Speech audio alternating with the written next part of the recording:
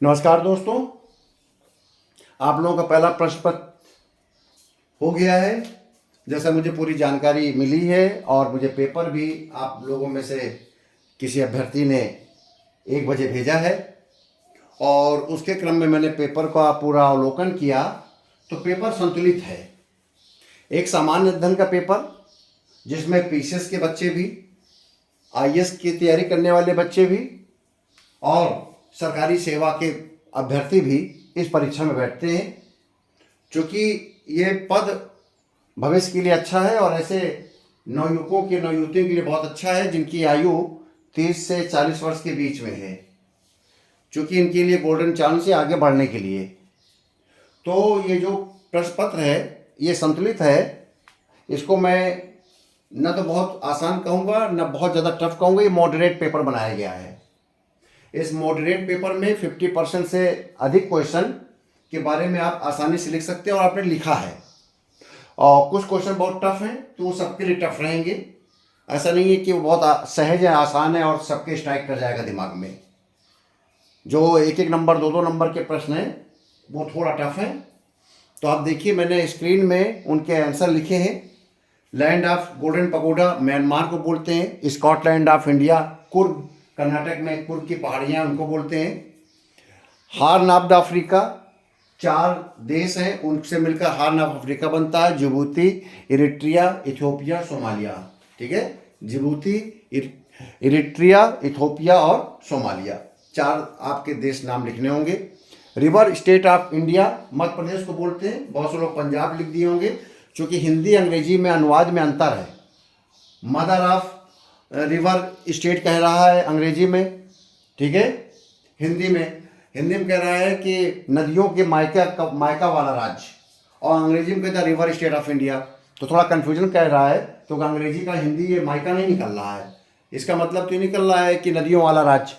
तो नदियों वाले राज्य तो पंजाब को बोलते हैं, लेकिन आप जब आएगा मायका वाला राज्य, नदियों के मायके वाला राज्य, तो उसमें मध्य प्रदेश है। तो थोड़ा कन्फ्यूजन रहेगा एग्जामिनर के लिए। Country of the thirsty land Australia को कहते हैं। आपके पर्सनालिटीज़ के बारे में आया तो कर्पूरी ठाकुर के बारे में आप सब ने पढ़ा होगा और इनको अभी भारत रत्न मिला हुआ है 2024 में। और ये बिहार के 2 बार मुख्यमंत्री रहे हैं। काफ़ी समाजसेवी और बहुत ही शालीन और सज्जन व्यक्ति थे। अरिंदम बागची जिनेवा में भारत के स्थायी प्रतिनिधि बनाए गए हैं। पहले ये विदेश सचिव थे। कीर स्टारमर ब्रिटेन के प्रधानमंत्री हैं। जलवायु सम्मेलन में इनकी भूमिका रही है काफ़ी। जय शाह के बारे में आपको पता ही था कि हमारे भारतीय जो क्रिकेट कंट्रोल बोर्ड है उसके अध्यक्ष हैं। अब ये अंतर्राष्ट्रीय क्रिकेट बोर्ड के अध्यक्ष हो गए, ठीक है। झांग युक्सिया चीन की अभिनेत्री हैं। तमाम प्रकार के ड्रामा, तमाम प्रकार के कार्यक्रमों में इनका मुख्य भूमिका रहती है। तो ये ऐसे प्रश्न हैं जिसको आप स्ट्राइक कर जाएगा तो आप लिख देंगे और बहुत ज़्यादा नहीं लिख पाएंगे। चाहे झांग युक्सिया के बारे में हो, चाहे आप कीर स्टारमर के बारे में हो। तो अगर आपने लगातार पढ़ रखा है तो इतना ही है कि आप लिख आएंगे, तो बहुत ज़्यादा तनाव लेने की जरूरत नहीं है। रही बात फुल फॉर्म की, तो 3 फुल फॉर्म ऐसे हैं जो कि मुझे नहीं लगता है कि किसी को याद रहेगा, ठीक है। इसलिए आप बहुत ज़्यादा टेंशन मत लीजिएगा, क्योंकि अगर मैं इसके भी फुल फॉर्म आपको लिखाने बैठता तो फिर आपको 4-5 हज़ार फुल फॉर्म याद करने पड़ते। NUEPA, इसका full form national university of educational planning and administration. पहले इसका नाम था ही नहीं NUEPA, नेशनल इंस्टीट्यूट था, national institute of educational planning and administration था पहले। अभी चेंज किया गया, यू से यूनिवर्सिटी कर दिया गया, पहले इंस्टीट्यूट था। तो ये नॉर्मली नहीं किसी को याद होगा। HND higher national diploma, normally इसका नाम कहीं नहीं आता है, इसलिए आप बहुत मत सोचिएगा कि HND दूसरे लिख दिया होगा, सही। NEHU नॉर्दर्न ईस्टर्न हिल यूनिवर्सिटी, ये शिलोंग की, मिजोरम की, आपकी मेघालय की ये यूनिवर्सिटी है। शिलोंग सेंट्रल यूनिवर्सिटी है। अब कौन इसको याद रखेगा, ठीक है। शिलोंग का तो स्टूडेंट यहाँ पर आया नहीं होगा जो इसको याद करके बात लिख देगा। तो ऐसे ये फुल फॉर्म है जो बहुत चर्चित नहीं है, बहुत ज़्यादा इसके बारे में स्ट्राइक भी नहीं करेगा कि नॉर्थ ईस्टर्न हिल यूनिवर्सिटी शिलोंग याद करके जाए। दूसरी बात, जैसे अभ्यर्थी ने मुझे बताया, मेरे एक अभ्यर्थी ने बताया कि लगभग 30% और 40% के बीच में स्टूडेंट हैं। जैसे मैंने कल सुबह बताया था शाम को कि आपको 40% से ऊपर नहीं मिलेगा। 24-25 में से केवल 8 बच्चे बैठे थे एक कक्ष में, तो आप समझ लीजिए आपका जो कंपटीशन है केवल 1200 से 1500 बच्चों के बीच बैठ रहे हैं, और उसमें से आपका कंपटीशन केवल 400 बच्चों के बीच में होगा। उस 400 में से ही 120 बच्चे आएंगे इंटरव्यू के लिए। केवल 300 से 400 का बीच का है।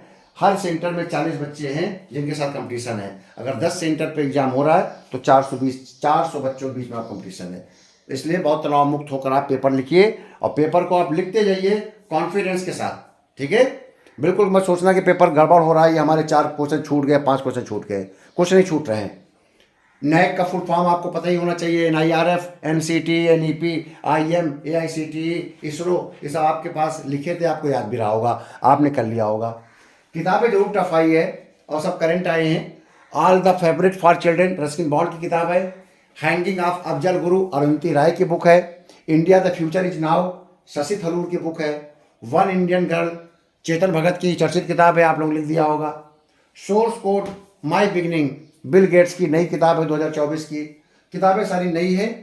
आपने जो भी लोग मैगजीन पढ़ते होंगे या पहले से तैयारी कर रहे होंगे, अच्छी तैयारी कर रहे होंगे, उन्होंने ये किताबों को लिखा होगा, ठीक है। अब आता है फुल फॉर्म इंस्टीट्यूशंस और उसके नाम। हरिश्चंद्र रिसर्च इंस्टीट्यूट प्रयागराज में है। यूपी सेकेंडरी एजुकेशनल काउंसिल ये भी प्रयागराज में है। Indira Gandhi national museum of mankind Bhopal में है। National brain research centre Manesar Haryana में है। और Aryabhatta research institute observational sciences ये नैनीताल उत्तराखंड में है, ठीक है। तो ये फुल फॉर्म इंस्टीट्यूट के नाम आए हैं।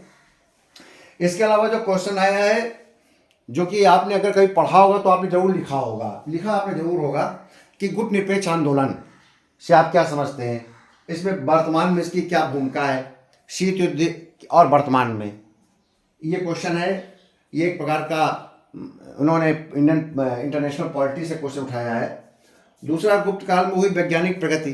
तो मैंने आपको बताया था गुप्त काल को हम क्या कहते हैं कि गोल्डन पीरियड मानते हैं, स्वर्ण मानते हैं। तो आप, मुझे विश्वास है कि आपने गुप्त काल में वैज्ञानिक प्रगति का लिख दिया होगा। उस समय जितने भी आर्यभट्ट वगैरह थे और आपके आयुर्वेदाचार्य थे, इन सबको लेकर।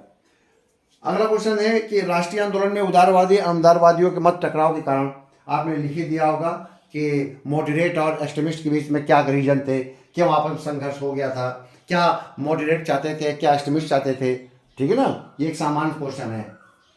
और मैंने आपको बताया था कि इनको तैयार करके रखिएगा। ऐतिहासिक संदर्भ महत्ता, ये सारे क्वेश्चन आसान है। सांची स्तूप मैंने बताया ही था, आपको लिखना चाहिए।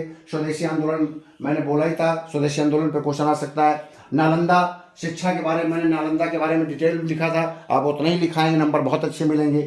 गोलमेज सम्मेलन, इसके बारे में भी जब से आप गांधी इरविन समझौता पढ़ेंगे तो गोलमेज सम्मेलन उसी का पार्ट था। 26 जनवरी 1950 देश में गणतंत्र लागू हुआ, उसके बारे में आप विस्तार से लिखेंगे। ये प्रश्न पूरा आसान है। गरीबी और भुखमरी उन्मूलन संबंधी भारत सरकार की नीति पर चर्चा, बहुत सामान्य सा प्रश्न है। इतनी योजनाएं आपको बताई हैं, सारी भुखमरी और गरीबी के लिए ही हैं। आप कुछ भी आप योजना लिखेंगे, सारी भुखमरी और गरीबी के लिए हैं। चाहे प्रधानमंत्री अन्न योजना हो, चाहे आपका उज्ज्वला योजना हो, चाहे आपको निःशुल्क खाद्यान्न योजना हो, या आपका नेशनल फूड सिक्योरिटी मिशन हो, आंगनवाड़ियों को खाद्यान्न हो, पोषण योजना हो, ये सारी योजनाएं आपकी भुखमरी से और गरीबी से निपटने के लिए। इतनी योजनाएं आपको पढ़ाया गया है, आप सारी योजनाओं को इसमें लिख दीजिए बस, ठीक है। जनसंख्या वृद्धि दर भारत के लिए चुनौती अवसर है। आपको मैंने ये पूरा एक प्रश्न का उत्तर लिखवाया था कि भारत की जो जनसंख्या वृद्धि है उसको आप किस रूप में अपने देश के लिए फायदे में कैसे आप उपयोग कर लेंगे। आपको समस्या बता देना है और कैसे आप इस जनसंख्या को फायदे में करेंगे, ये आपका पढ़ाया हुआ क्वेश्चन है। विकसित भारत के जो विकसित भारत लक्ष्य 2047 है, उसके समझ चुनौतियां क्या हैं, बहुत डिटेल बताया गया है। आपको बताया भारत किन किन क्षेत्रों में पिछड़ा हुआ है, वही आपकी चुनौतियां हैं। आपको मैंने अंतर्राष्ट्रीय इंडेक्स बताए थे कि भारत कहाँ कहाँ पिछड़ रहा है, वही आपकी चुनौतियां होंगी। आप पहले थोड़ा सा बता दीजिए भारतीय विकसित भारत के लक्ष्य क्या है और फिर उसकी चुनौतियां बता दीजिए। लोकतंत्र में राष्ट्रपति की भूमिका सामान्य प्रश्न है, आप लोकतंत्र में राष्ट्रपति की भूमिका के बारे में बताइए, राष्ट्रपति क्या कर्तव्य में, क्या दायित्व, राष्ट्रपति कब कब काम करता है, ये आपने लिखा ही होगा, इसमें बहुत ज़्यादा कठिन नहीं है। आपदाओं में बढ़ती बारंबारता के संदर्भ में बाढ़ और सूखा क्रमशः पूर्वी उत्तर प्रदेश बुंदेलखंड के लिए एक चुनौती है।